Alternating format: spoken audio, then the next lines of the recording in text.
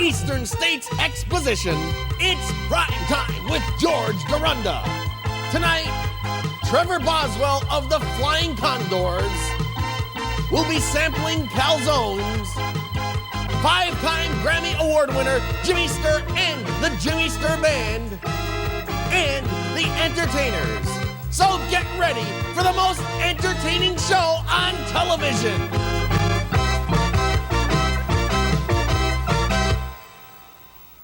Yes, welcome to the program, ladies and gentlemen. I'm George Garunda, and I'll be your host for the next half hour of wonderful televised entertainment. And hey, we're here at the Big Eat. We're having a great time. So let's start off the big program with Jimmy Sturr and the Jimmy Sturr Band performing When I Get to Heaven.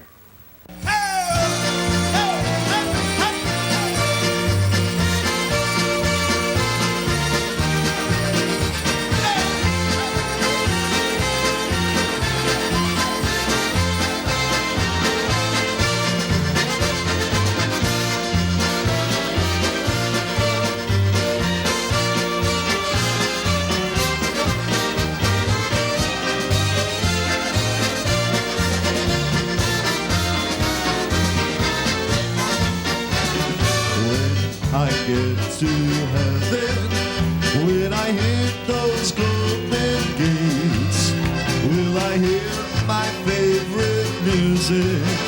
I don't even care who plays. Will they be playing polkas, or have they something up their sleeve? I want to hear my music, or I'll turn around and leave.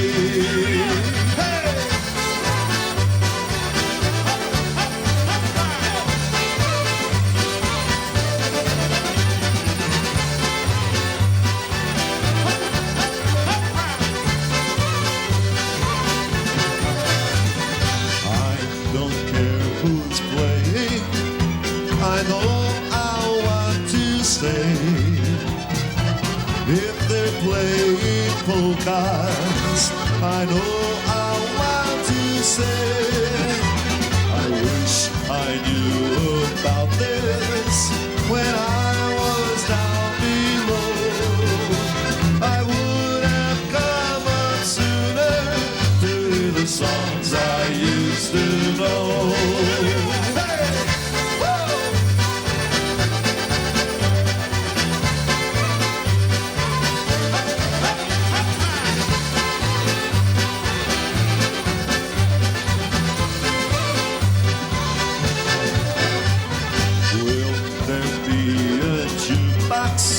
When I hit those pearly gates, I cannot do without it.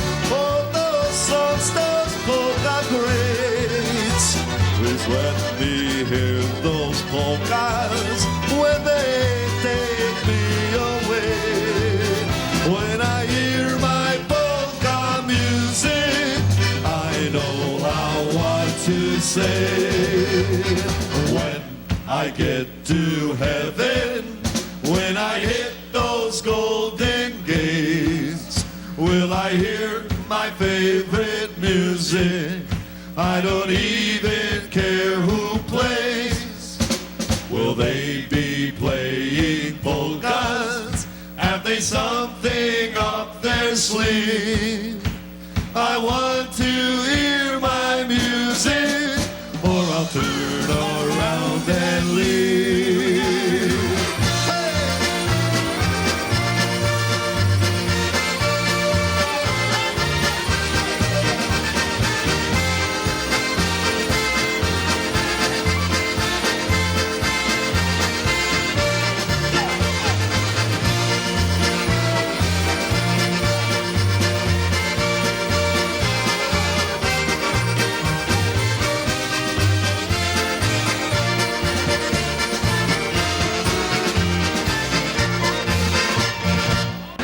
Yes, Jimmy Sturr and the Jimmy Sturr Band. But hey, don't go anywhere. When we come back, we're going to have Trevor Boswell of the Flying Condors.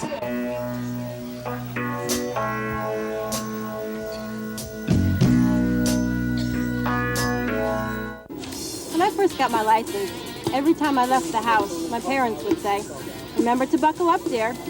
But I never did. Just didn't seem too cool. Besides, most of the time I was only going around the block. You know how parents are. Always telling you what to do. But you know what? I wish I'd listened. I really do.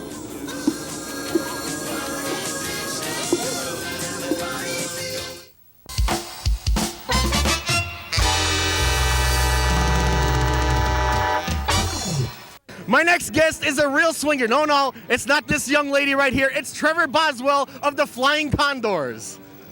Yes, we're here at the Big E and with Trevor of the Flying Condors. And Trevor, welcome to the big program. Thank you, thank you. And let me tell you, an amazing act.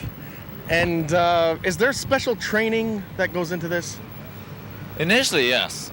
Initially, yes. Do you have a gymnastic background? No, absolutely not. We're actually from all walks of life. And each one chose trapeze as a career. My partners were born into the business, and I wasn't, but that didn't stop me. I was as clumsy as the next guy. Really? Yeah. So, almost as clumsy as me. well, not that clumsy, but. and obviously there's special training and conditioning. You're not on the George diet. No. The diet, we're talking about diet. Diet is, we're on a seafood diet. That means when you see food, you eat it. You eat it. Well, That's it. I'm on the same diet. Maybe I'm qualified? No, not quite. Dieting, there's no such thing as for us as a diet. You eat moderately. Well, being on the road, you obviously can't plan a special diet anyway. No, exactly. And so you just basically have to be self-disciplined and then watch what you eat. And we only eat basically one meal a day. One meal a day? One meal a day. A large meal? No. But basically, it's like this. You start in the day, you have whatever you have in the morning. You know, like something to drink, fruit juice or coffee, whatever you like. And something to nibble on to get you going, you know. Then you have your 3 shows, and it's very tough to fill up on a nice breakfast. I mean, my favorite is over easy eggs and pancakes and the whole 9 yards. Oh, mine too. But no, just... not on a performing day. Not on a performing day, exactly. When we tear down and move on, it's straight to the truck stop and get a big breakfast. But I don't recommend... But not during a 12-day run out here at the Big E. No, exactly. So every day will be very basic foodstuffs when you wake up in the morning, through all the 3 shows, and when we're finished, then we'll have a decent meal, and that means a decent meal, a salad, a full cooked meal. But there's no such thing as watching what you eat.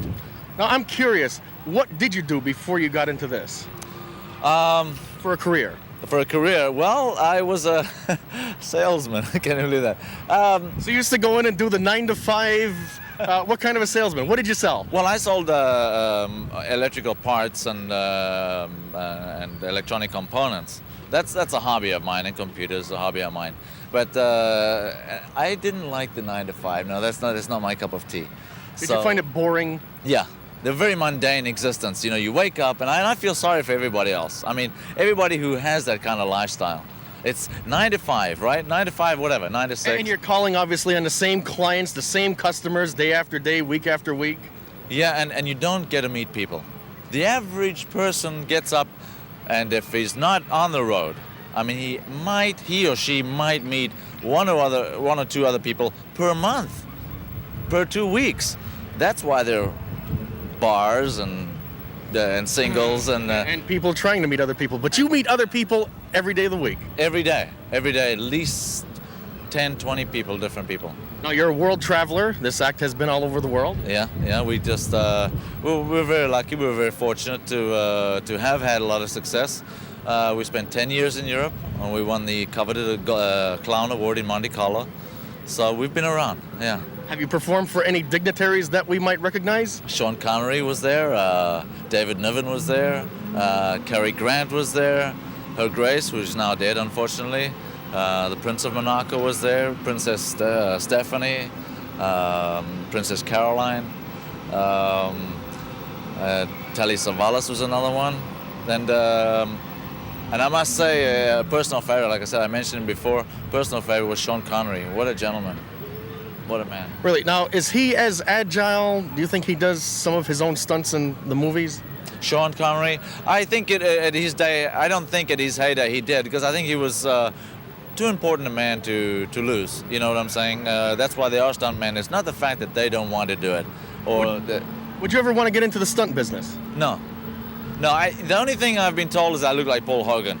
So if the guy came around and said, you know, I could use you for a stunt, it would be an honor. It's not a, you know, just because some people say I look like him. Do I look like him? Well, I don't know. But it's nothing you would want to really gear your career towards. You're really happy doing this.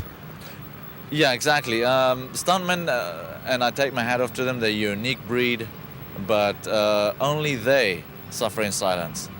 They take all the falls, they take all the knocks, and nobody really appreciates them. They're not paid what they're worth. And they don't get fan appreciation where you're performing for a live audience. Yeah, it's a different audience, a different medium. We perform in front of a live audience, and they're appreciative because, let's face it, I think in the heart of everybody would like to do something to be recognized. It's that little 5 minutes if you could stand in front and take the applause and enjoy it, you know, and have the confidence to say, well, what I'm going to do now, what I'm going to present to you, I'm doing it in the full capability, and you know, and I'm an authority, and that's it. And those 5 minutes make the rest of the day. Now, in the act, obviously there's a lot of timing, just like in stunt work. Stunts are very well choreographed, and obviously when you're swinging back and forth, are you giving certain cues? Yeah, all the time. And it's are you the leader of the group? Well, you know, I hate to say that we lead. We're a group. I mean, I do a lot of the talking, the negotiating, but that doesn't make me any specific leader as per se. But within the act, are you calling the cues? Yes, because I'm the one on the swing. I'm going to be the catcher. I'm the catcher. I'm going to be the one who's ultimately responsible to make that trick happen. I mean, he's going to throw the trick. There's no doubt about it, and his credit deserves all of it. But when it comes to the time for the catch, if there's something wrong, it's up to me to correct it. So you have to know that 3/4 of your way in a downswing, you have to give the cue for whatever maneuver. Exactly. And if he doesn't respond, or if he's slow, or if we have some wind, I have to make up the difference. So when we do come in and make the catch, the adjustments already have been made. So you really have to be always thinking. Always, yeah. That's why when they say don't drink and drive, it's the same thing with flying. Well, you don't want to drink and fly, obviously. It's far too technical. And after a day or even a series of days of long shows, are there those aches and pains? Does it put a strain on any part of your body? Yeah. Is it tougher on the arms or on the legs, or do you go home some nights and just have aches all over the place? The hands, I think hands and arms, shoulders, and all there again. It all depends on how you've conditioned yourself and how you've taken care of your body. You know, it's. I mean, I'm not a youngster anymore, but you have to have that conditioning. But you've also had to spend some time taking care of your body through the years. The worst thing are the hands. I mean, the calluses underneath the calluses, beneath they rip and tear, and that's. And You've torn muscles, and I'm tearing a ligament right now here attached to one of the bones. I can feel it. Do you go to the gym if you ever have an off season and work out on a regular basis? When we do, we look really peculiar because we never play with weights. As most guys go to the gym and they'll play with weights and they'll measure themselves. And for us, and for me especially, the definition is not come through weights. It's come through more of a. Is it an overall conditioning? Yes. As opposed to just weight training alone? Exactly. Well, weights are something we try and avoid. The word I was looking for is isometrics. In other words, you work one muscle against the other one. You have that ligament strength as opposed to that bodybuilding type strength. Exactly. And the problem with weights is it makes your muscles hard. You know, when a guy shows off his bicep, you can't push your finger into it. Mine, you can push it all the way through to the bone because they're really supple. And that's the success to not getting hurt. So it's strength, but it's strength in a different way. Completely, in a supple way, in a subtle, supple way. And it's not that bulk, hard, brute force that a lot of guys have. They're just pumping iron and they're really strong. But I'll tell you what, if somebody inflicts a, if somebody like a flyer, somebody like a flyer hits me somewhere, my muscles give. Those muscles break. During the act, I notice you work with a net. Do you always work with a net? Yeah, that's basically one of the reasons why we're still here, I guess. Even though the net in itself can be dangerous. If you don't land correctly, you can get. So you can be a daredevil, but be a safe daredevil. Yes, it only looks like people are taking chances. We're not taking chances up there. Well, everything is calculated. Yeah, absolutely, yeah. And there are near misses, as we saw in this show. Have you ever been hurt or injured seriously? We've had a couple of collisions, him against myself, and I almost broke my neck in the net once, just misjudging, tired, overworked, and people say, overworked? You only work 10 minutes a day. Well...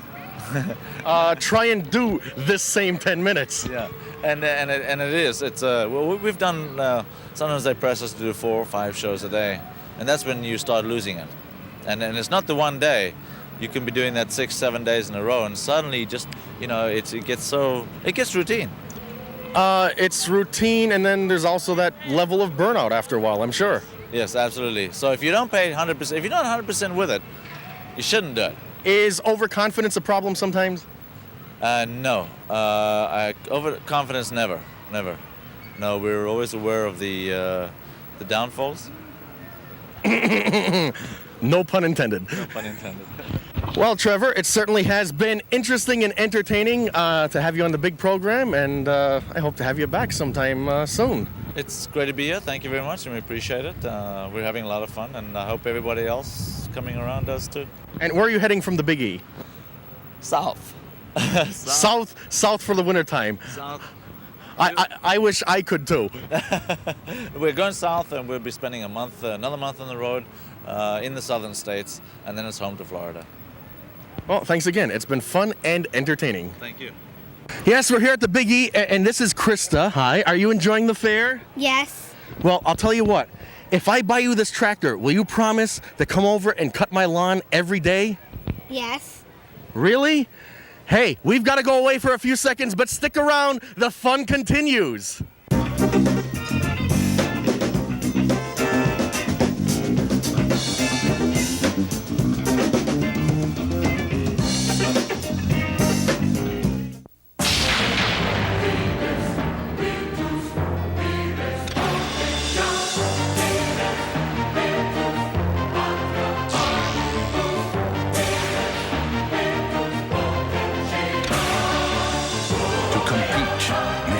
Strong. To win, you've got to be smart. Maybe you can be one of us, the few, the proud, the Marines.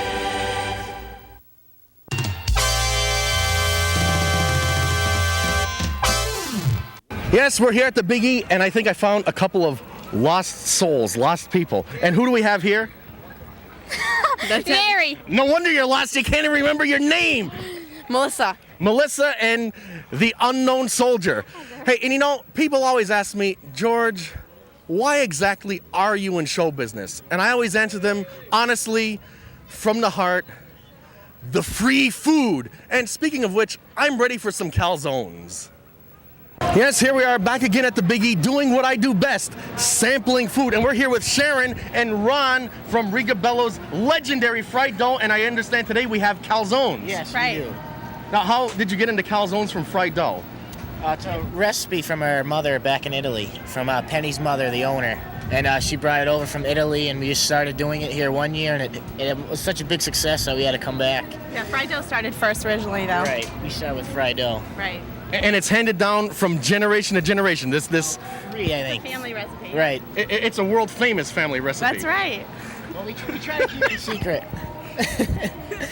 The recipe's not famous. I mean, is it locked in a safe or what? The taste. What? Is the recipe locked in a safe? Yeah, I think so. Armed guards, 24 hours a day. Oh, that's the only way to keep it secure. right. Now I remember this was the one of the original fried dough operations in the area. You used to park with your little trailer, sometimes even on the streets of Holyoke. Right. And Hoyokai football games, like about 20 years ago. We Were you involved in this 20 years ago? Started, yeah. When I was, what was I, 9? I think I started doing the sugar tables when I was 9 years old. And you started when you were 3. No, I only started about 5 years ago, actually. So. And what is your job? Is there any special preparation to making the perfect calzone? Oh, man. A lot of practice, definitely. Practice helps a lot. You gotta love your zone before you make it, you know? Love your zone before you make it. Yeah, that's all you gotta do. Is that the saying of the business? Sort of. You gotta have a lot of pride. Our saying is we're pros at making doughs. Yeah, That's our motto. Pros at making doughs. Right. And what do you roll the dough out first and then fill it? Yeah, you stretch it out like a fried dough. We have 4 different kinds of fillings that go inside and it's sealed up, just like an inside-out pizza. Or folded, a pizza omelet. Kind of like, yeah. Yeah, exactly. Is that a good description? Okay, if you use that, I want 10%. Okay, that's a deal. The pizza omelet. Well, since it's undoubtedly delicious, do you think I could sample one? Because, of course, being a food expert, once I put my stamp of approval on it, your business is going to skyrocket. Oh, really? Great, definitely. We got a sample. Well, right let's see. here for you. Where's our sample? Right here. Oh, that's a beauty. So this is what the perfect pizza omelet or calzone looks like, right? Yep. And this variety is? Sausage, peppers, and cheese. One of my favorites. Here, would you like to host for a while? Sure. Host for a couple of minutes. That was a good Look one. at that. Yeah, look at all that Look at cheese. that cheese. Well, I'll tell you, do you get the stamp of approval? Let me say that you do make better calzones than you make talk show hosts. Oh, thanks a lot. I didn't say talk show guests, I said talk show hosts. That's why I'm the host. I am the food expert. Yes, my stamp of approval, they are disgustingly fabulous. Hey, once again, thanks for being here on the big program. Thank you. Thank you. And I guess we'll have to have you back again. Sure. Next time we want more Anytime. calzones. Great. See, you can have a banquet right here at the Biggie, and we're here, Amazing Air Plants with Marie. Tell me, what are amazing air plants and why are they amazing? They're amazing because they don't need any soil or dirt to grow. You just soak them once every 3 weeks for about 2 hours, and they'll blossom a couple of times a year, and they're guaranteed to grow. Labor-free plants. Exactly. If you have a purple thumb, you can grow these. And they're cheap, too, and they're really nice. That's it. You could do it. I could do it. Yeah. Hey, we'll be right back with the entertainers.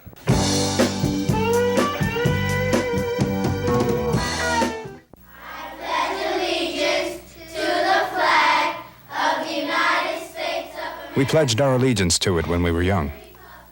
We studied its importance when we were in our teens. We sing its praises at every sporting event. We display it when we celebrate, lower it when we mourn, and honor our heroes with it when they've fallen. It stands for what we are and what we believe in. How we treat it says a lot about us.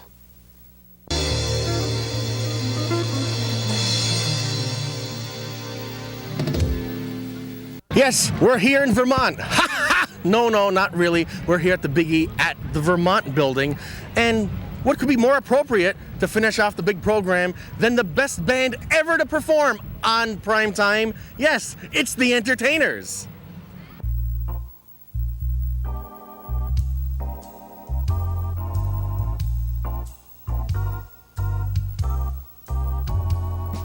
I wanna be around to pick up the pieces when somebody breaks your heart. Somebody twice as smart as I.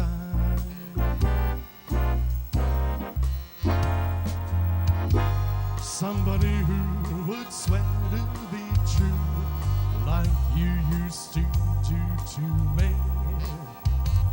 and leave you to learn that misery loves company.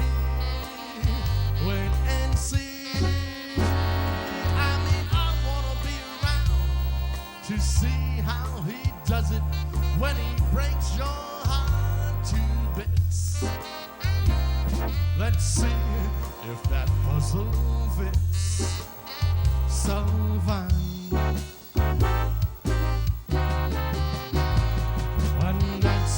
I'll discover that revenge is sweet. When I sit there applauding from the front row seat, when somebody breaks your heart like you broke mine. Play it, Joe.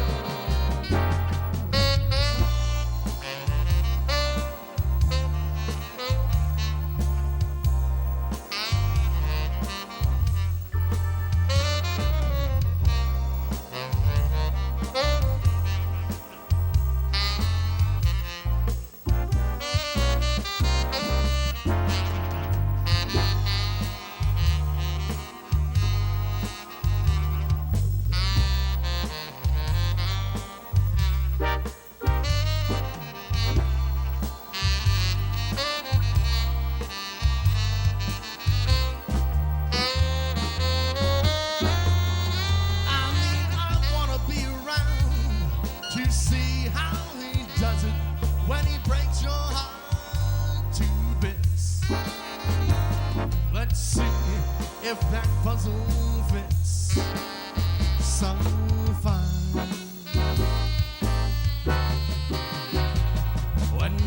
when I'll discover that revenge is sweet. When I sit there applauding from the front row seat, when somebody breaks your heart like you broke mine. When somebody breaks your heart like you broke mine.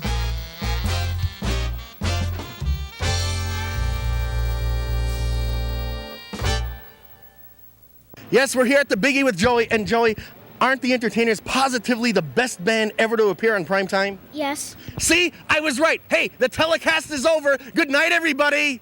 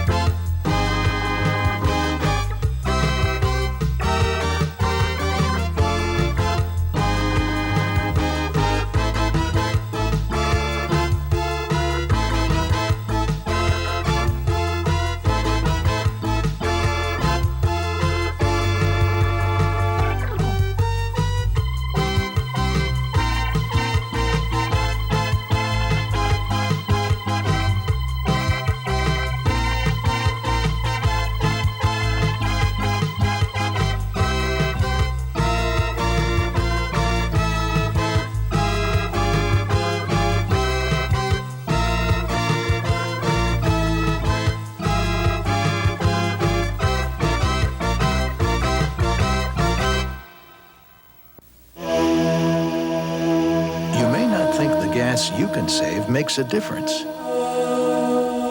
or the amount your whole neighborhood can save, or even your whole town.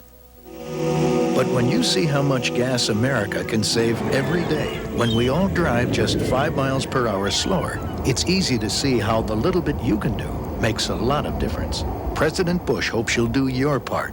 Drive smart. You know, Piggy, everybody's trying to save energy. What can we do? Don't waste electricity. You can make a difference. Write National Wildlife Federation, Washington, D.C. 20036. Way back in 1988, when I was young, the American Cancer Society taught me that a low-fat, high-fiber diet could reduce the risk of cancer. I gave up some of my vices, didn't drink too much, ate my vegetables, especially those rich in vitamins A and C, and every bite was delicious. Today, I'm 82 and still having a blast. Ready for warp speed, Commander. Execute. The American Cancer Society knows eating right can reduce the risk of cancer.